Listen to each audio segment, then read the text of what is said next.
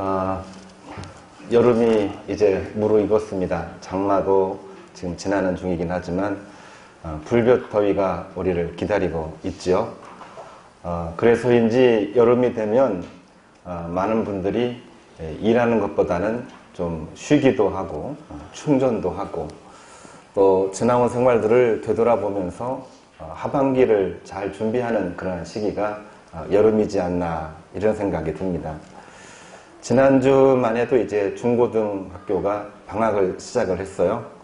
어른들도 휴가가 있지만 어른들은 또 아이들이 방학을 해야 또 휴가 아닙니까?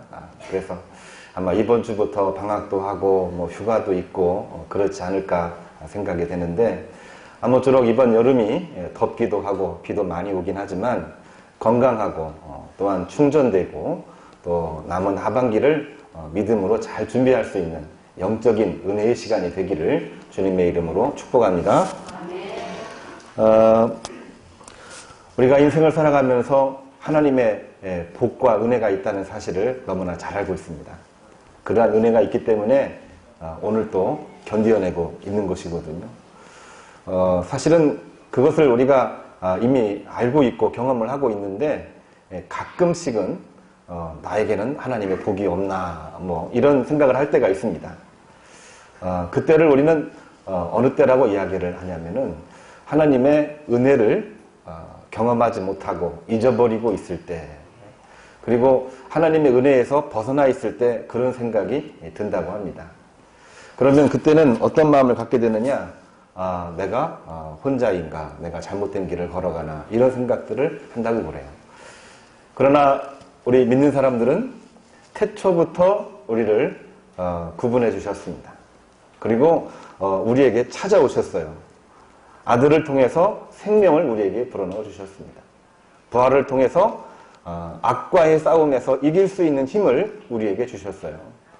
다시 오신다는 말씀을 통해서 우리에게 소망이라고 하는 이 귀한 은혜의 말씀을 주셨습니다. 그렇기 때문에 우리가 하나님에 대한 믿음과 소망과 비전을 가지고 있으면 사실은 두려울 게 하나도 없는 거지요. 우리 하나님이 하나님의 생명이 흐르고 있기 때문에 그렇습니다. 요즘 어린이들, 학생들 생각을 많이 해봤어요. 좋은 환경에서 가족들과 함께 건강하게 풍족하게 지내고 있다 생각이 되는데, 아이들하고 대화를 해보면은 뭐 기쁘고 감사하고 고맙고 뭐 이런 느낌들은 그렇게 많지 않은 것 같아요. 그거는 당연하게 느껴지고 오히려 정반대로 불평, 불만들이 많이 있는 것 같습니다. 왜 나는 안 해줘? 뿐만이 아니라 뭐 이렇게 좀 불편한 게 많아, 뭐 이런 얘기들을 많이 하는 것 같은데, 사실은 뭐 이해가 되고 또 그런 것도 또 받쳐줘야죠. 근데 그 아이가 커가면서 철이 들면 엄마, 아빠, 형제, 자매 이런 사랑이 있었기 때문에 내가 지금까지 살았구나, 그거를 아는 거죠. 철이 들었을 때. 좀 더 철이 깊이 들면은 나에게 하나님의 도우심과 사랑과 역사하심이 있었기 때문에 오늘 내가 이렇게 살고 있구나. 그러면서 원숙한 장성한 분량의 신앙으로 가게 되는 것을 우리는 보게 되는 것입니다. 오늘날 크리스찬들도 똑같다, 저는 그런 생각을 한번 해봅니다. 은혜가 있고 사랑이 있고 구원이 우리 몸속에 흐르고 있습니다. 근데 이거를 우리가 깨닫지 못하고 있으면 언제든지 우리는 힘들어질 수도 있고 또 마음속에 괴로울 수도 있어요. 그러나 힘들 때마다, 일이 있을 때마다 내 안에는 하나님의 은혜가 있고 하나님의 사랑이 있고 하나님의 생명이 있고, 이거를 기억한다면은 사실 우리는 견디지 못할 것이 하나도 없는 것입니다. 우리가 그거를 알고 믿고 또 그 믿음으로 나간다고 하는 것은 바로 하나님께서 우리에게 요구하신 거예요. 예수님도 우리에게 요구하셨습니다. 성령께서도 우리에게 지금 요구하고 계시는 그러한 내용들이죠. 우리의 그 삶 이야기를 할 때에 한번 비교해 볼 만한 인물이 톨스토이라고 하는 인물이 1983년도에 신학론이라고 하는 책에서 그 내용을 조금 담고 있는데요. 17세 때에 교회를 떠났답니다. 떠난 이유가 뭐냐면 사춘기 얘기죠. 사춘기. 그리고 사춘기에 이 여러 가지 사람과 일들을 바라볼 때에 모든 게 다 부정적이었습니다. 잘못된 것도 많고 신앙인들도 여러 가지 하자가 많아 보이고 교회에 있어봤자 별로 도움이 안 되고 그래서 교회를 떠났어요. 친구도 사귀고 많은 사람들하고 이야기도 하고 학문에도 접하고 그러는 도중에 18세 때에는 친구 한 명을 만나서 대화를 하는데 친구와 대화 내용 중에 아주 충격적인 이야기를 듣습니다. 어떤 이야기냐면은 하나님이 인간을 창조했다 그렇게 말을 했는데 그 친구의 말은 하나님이 인간을 창조한 게 아니라 인간이 신을 창조했다 이런 얘기를 하는 거예요.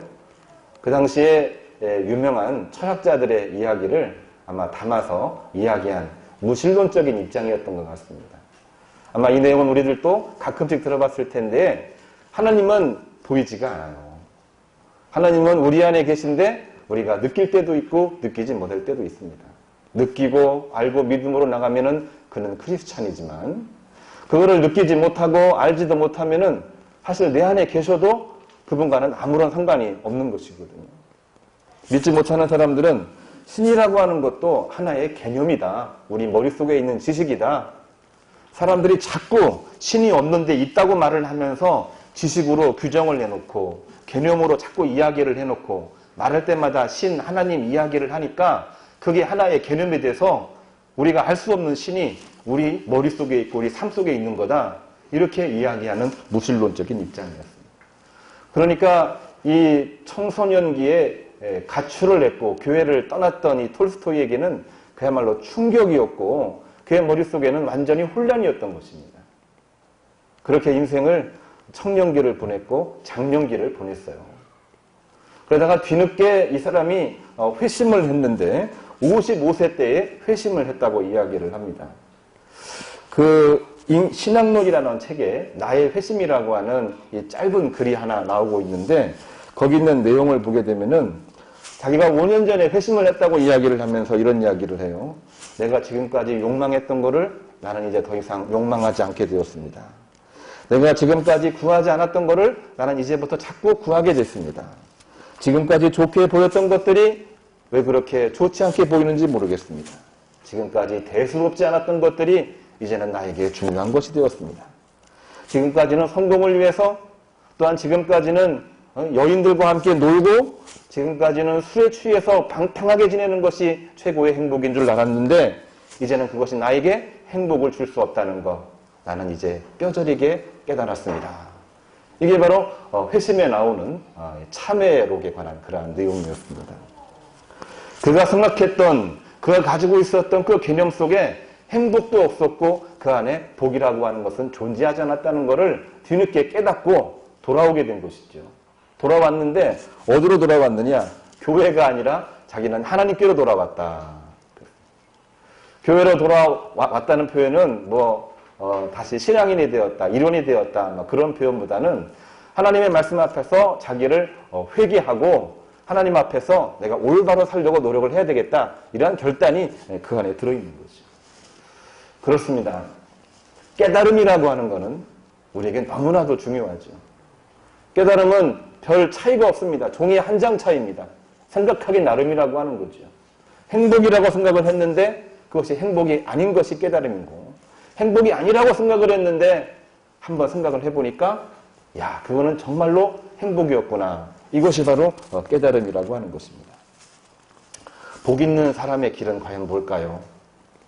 우리가 시편 1편을 보게 되면은 복 있는 사람은 악인의 길에서 떠나고 죄인의 길에 서지 아니하고 오만한 자의 자리에 앉지 아니하고 오직 여호와의 율법을 주야로 묵상하는 자로다 그랬습니다.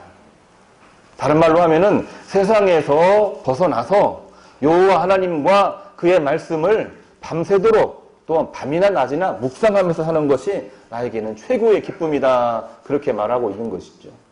지금까지 보아왔던 모든 삶과는 정반대로 180도 바뀌었어서 그야말로 하나님을 바라보는 그 기쁨이 그에게는 최고 행복이었다 이렇게 말하고 있는 것입니다. 그 말씀 중에서 우리가 시냇가에 심겨진 나무같이 과실을 맺으며 이런 말씀이 나와 있습니다. 시냇가에 심겨진 나무 우리가 그런 나무 이야기를 왜 써놨을까 우리가 한번 고민을 한번 해보면요 그냥 쓰여진 것이 아닙니다. 시냇가에 심겨졌다는 그 이야기는 들에 심겨졌다는 것이고 물이 있는 곳에 심겨진 나무라고 하는 겁니다. 아무리 바람이 많이 불고 아무리 정말 환경이 맞지 않는 일이 벌어진다고 하더라도 물이 흐르는 곳에 나무가 심겨져 있으면 뿌리도 깊이 내리고 물도 잘 흡수하고 줄기도 가지도 꽃도 열매도 풍성하게 열미는 것입니다. 시절을 따라 이 계절에 따라 과실을 맺는다 그 말씀을 주셨어요. 그러니까 거기서 나오는 과실은 아주 맛있는 과실이 되는 거죠. 왜 그렇습니까? 그 안에는 시냇가에 흐르는 이 생명수가 이 나무를 받쳐주고 있기 때문에 그렇습니다. 시편 기자에게 이 생명수와 같은 물은 뭐였냐면은 오직 여호와 하나님과 그의 말씀이었던 것이죠. 우리 신앙인이 그렇습니다. 세상을 살아가는 동안 우리에게 공급되고 있는 하나님의 사랑, 하나님의 숨결, 하나님의 기운이 우리 몸속에 흐르고 있다. 흐르고 있는 것을 내가 알고 있다. 느끼고 있다. 그 순간 우리는 그 어떠한 것도 다 견디어낼 수가 있는 것입니다. 예수님은 마태복음 5장을 통해서 산상에서 말씀을 전하셨는데 거기서 우리에게 너무나도 잘 알고 있는 말씀을 말씀해 주셨죠. 심령이 가난한 자는 복이 있고 애통하는 자는 복이 있고 온유한 자는 복이 있고 공의로운 자는 복이 있고 긍휼히 여기는 자는 복이 있고 또한 화평케 하는 자는 복이 있다. 그 말씀을 주셨어요. 우리 안에 하나님의 생명과 기운이 흐르고 있기 때문에 그 안에서 내가 가난하게 애통하고 공의, 온유, 긍휼, 화평하는 마음을 가지고 살고 있으면 그들에게 바로 복이 있다. 복이 있다.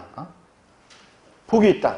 복은 다른 게 있는 게 아니라 하나님의 그 사랑을 알고 우리의 심령과 우리의 말과 우리의 입술과 우리가 살고 있는 가정과 우리가 몸담고 있는 이 사회 안에서 하나님의 영광을 드러내려고 할 때에 그 안에 복이 있다, 복이 있다 이 말씀을 주시고 있는 것입니다.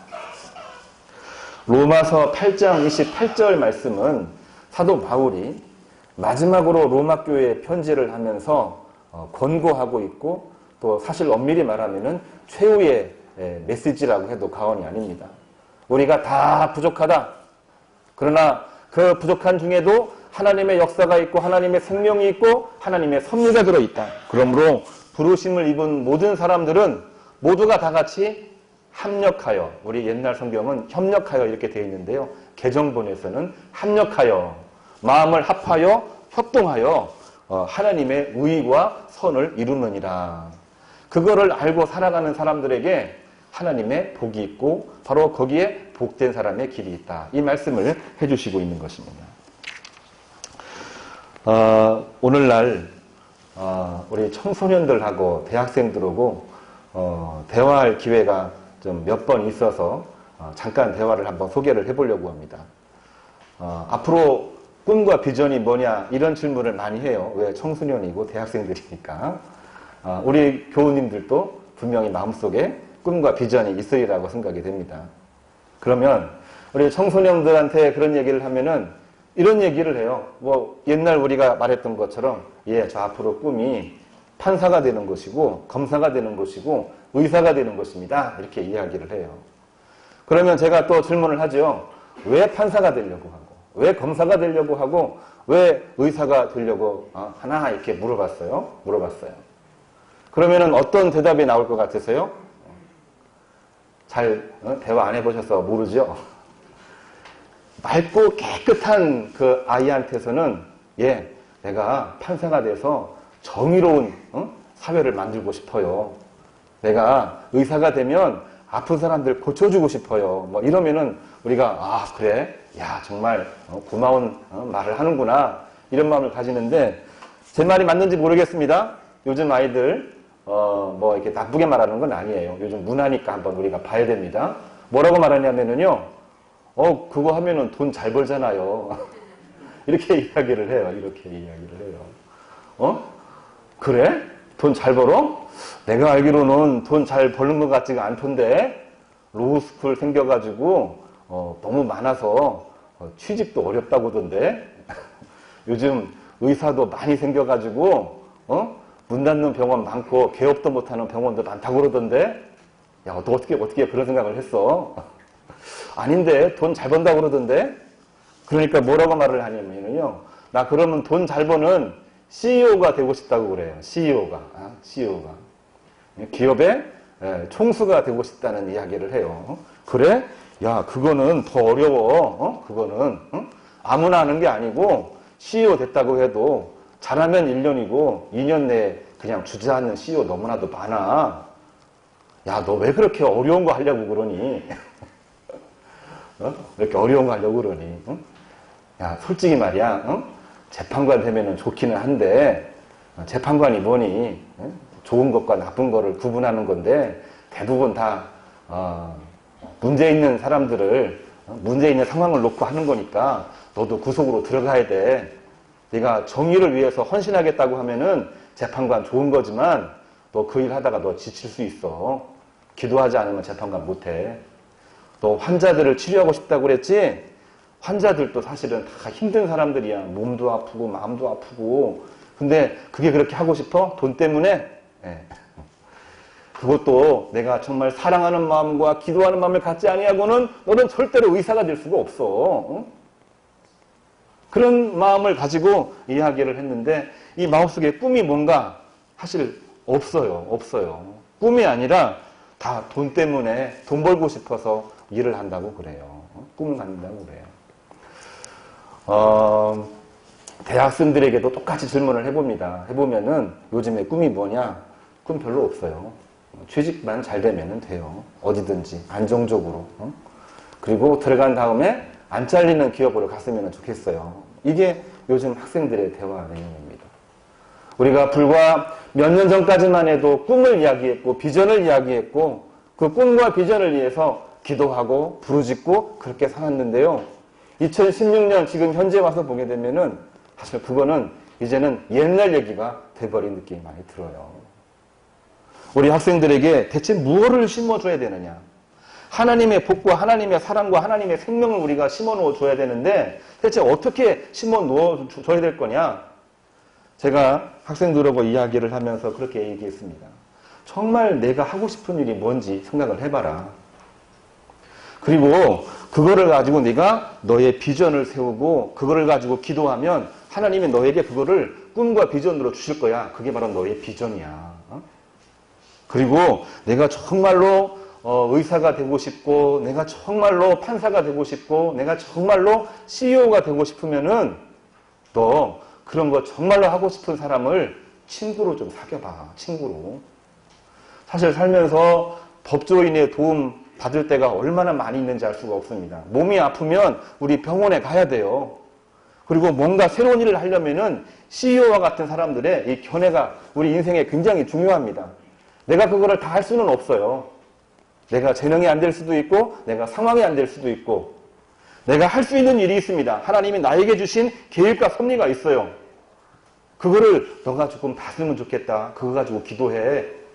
그리고 그거를 가지고 너는 열심히 일하면서 그걸 가지고 너는 친구를 사귀어. 의사도 사귀고 재판관도 사귀고 CEO도 사귀고 그러면 그게 다 너의 것이 되는 거야. 그게 바로 하나님이 너를 향한 하나님의 계획이고 너와 그 친구들을 향한 하나님의 계획이라고 난 믿어. 이렇게 얘기를 한번 한 적이 있습니다. 제 얘기가 맞다고는 말할 수가 없지만 우리가 정말 이 땅을 살아가면서 정말 중요한 것이 과연 뭐냐? 저는 두 가지라고 생각을 합니다. 첫 번째로는요. 하나님 앞에서 나에게 주어진 섭리가 뭐냐? 그 내용 하나고요. 그 섭리를 가지고 내가 얼마나 많은 친구들과 사귀고 연합하고 합력하는 일이 얼마나 중요한 것입니다. 나는 이거를 강조를 하고 싶어요. 성경 말씀을 보게 되면은 누가복음 16장 9절입니다. 오늘 두 번째로 읽은 하나님의 말씀인데요. 예수님이 직접 비유로서 하신 말씀입니다. 너는 지금부터 불의한 재물을 가지고 친구를 사귀어라. 이러한 말씀이 나와 있습니다. 이 말씀이 성경 중에서 굉장히 어려운 부분이고 난해한 부분이 많이 있습니다. 불의한 것으로 친구를 사귀면 불의한 친구가 될 것 같은데 이게 무슨 말이지? 그것도 어렵고요. 친구만 사귀면 다 의로워지는가 그런 의문도 많이 생기고 해석을 하면 할수록 다른 문제가 막 생기니까 이거를 해석하고 이거를 설명하기가 쉽지가 않습니다. 그러나 분명한 이 말씀의 의미는 우리에게 있다. 그건 바로 뭐냐면은 우리가 살고 있는 모든 것이 다 불완전하다는 얘기입니다. 그게 바로 불의의 재물이지요. 나도 불완전하고 옆에 있는 다른 무엇도 불완전하고 그러나 그거를 가지고 나에게 주신 소명으로 알고 그거를 가지고 옆에 있는 사람들과 친구를 사겨라. 그리야 할 때에 그가 너희를 영접하고 그리야 할 때에 주인에게도 기쁨이 되고 즐거움이 될 것이다. 다른 말로 하면 하나님에게도 기쁨이 되고 즐거움이 될 것이다. 그래서 그 불의한 이 관리가 어떻게 합니까? 이 주인의 돈을 빌려갔다가 갚지 않은 사람들을 다 불러 모읍니다. 얼마나 빌려갔느냐? 밀 100입니다. 그러면 여기다가 다시 50이라고 써라. 50만 갚아라. 너는 얼마나 빌려갔느냐? 예, 100이라고 했습니다. 너는 80이라고 써라. 100은 다 받지는 못했지만은 80을 변제받고 50을 변제받고 그 사람과는 친구가 되었습니다. 주인은 회수되지 못하는 여러 재물들이 회수가 되니까 기뻤고 이 관리는 그 다음에 주인으로부터 칭찬을 받았고 많은 사람들을 친구로 사귀게 되니까 거기에서 정말로 기쁨과 즐거움이 함께했다. 이게 바로 예수님의 비유죠. 해석에 따라서는 어떻게 그런 어처구니 없는 해석이 있을 수 있느냐 그런 마음이 들 수도 있습니다만은 우리에게는 그러한 믿음과 지혜가 필요한 줄로 믿습니다. 우리가 다 부족하잖아요. 부족한데 그거를 가지고 하나님 앞에 기도하는 겁니다. 그리고 성실하게 하는 겁니다. 그리고 그거를 가지고 친구를 사귀는 겁니다. 그거를 가지고 합력하여 하나님의 의의를 이루는 일에 참여하게 되는 것입니다. 이번에 2016년 수련회를 준비하는데 어린이부도 가능하면은 했으면 좋겠는데 청소년부에서는 좀 특별한 프로그램이 진행이 돼요. 이미 광고에서 말씀을 드렸지만 애니아그램을 통한 성격 유형을 분석을 하고 그 분석한 그 팀에 따라서 성경 공부와 발표를 할 예정입니다. 그러면 같은 문제를 놓고 나서 성경 공부에 대한 내용을 발표를 할 때에 내용이 다 달라요. 애니아그램은 8가지로 이 성격 유형을 분류를 하는데 발표할 때마다 어떻게 같은 말씀을 가지고 이렇게 다른 얘기를 할까? 그거를 보면서 내 얘기가 다 옳다는 게 아니고 어쩌면 이렇게 다를 수가 있을까? 재확인하는 시간입니다. 그리고 이 사람의 이 유형에 따라 나오는 하나님 말씀을 종합적으로 보게 돼서 나에게는 지금 뭐가 부족하고 뭐가 나에게는 달란트가 있구나 재확인하는 시간이 되겠지요. 그러는 가운데 내 진로가 뭐고 내 목표가 뭐고 나에게 주신 하나님의 섭리가 무언가를 아마 생각하고 기도하게 만드는 시간이 이번 수련회라고 생각을 해봅니다. 그리고 그것을 이루기 위해서는 나에게 무엇이 부족하고 무엇을 더 많이 연구해야 되고 그런 과정을 2박 3일 동안 가지려고 그래요. 오늘날도 마찬가지입니다. 나에게 주신 하나님의 섭리와 계획이 무엇인지 나에게만 주신 하나님의 특별한 섭리가 있습니다. 우리가 그거를 봐야 되죠. 그게 첫 번째 복입니다. 그거를 가지고 옆에 있는 사람과 다르긴 다르지만은 내가 어떻게 연합을 하고 합력을 할지 그거를 볼 수 있는 지혜와 실천을 할 수 있는 사람이라고 한다면은 저는 그게 지혜라고 믿습니다. 저는 그게 두 번째 복이라고 생각을 합니다. 로마서 8장 26절을 보게 되면은 성령께서 우리를 도우신다고 이야기를 하셨어요. 어떤 성령님이시냐? 미쁘신 성령님이라고 이야기를 했는데 우리가 다 불완전하고 부족하잖아요. 성령께서 우리의 불완전한 면을 찾아오셔서 우리를 도우시고 만지시고 세우시고 하는 그러한 일들을 성령께서 하십니다. 그 성령의 도우심을 힘입어서 우리가 피차의 일을 할 때에 서로 합력하여 이 일을 감당하고 그러는 가운데에 하나님의 의의를 이루느니라. 이것이 바로 사도 바울이 로마 교회에 보냈던 마지막 편지 내용인 것이죠.